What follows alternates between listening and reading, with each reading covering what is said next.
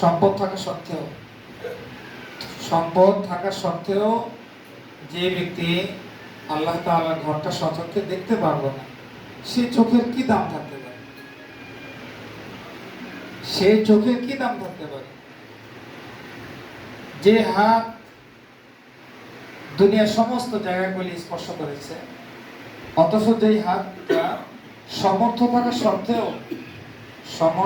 সত্ত্বেও যে ব্যক্তি এই হাত দ্বারা তার রবের ঘরকে স্পর্শ করতে, আপনি যখন মক্কা মদিনায় যাবেন, আপনার এই পা যে জমিনের মধ্যে পদদলিত হবে, এই জমিন সাক্ষ্য দেবে আব্দুল্লাহ, আব্দুর রহমান, আমিনা, ফাতেমা, এরকম নাম ধরে ধরে সেই দিনকে এই জমিন তাদেরকে সুপারিশ করে করে জান্নাতের সুপারিশ করে আল্লাহ তাআলা তাদের সুপারিশ কবুল করে জান্নাতের মেহমান বানায় দেবে। সুবহান।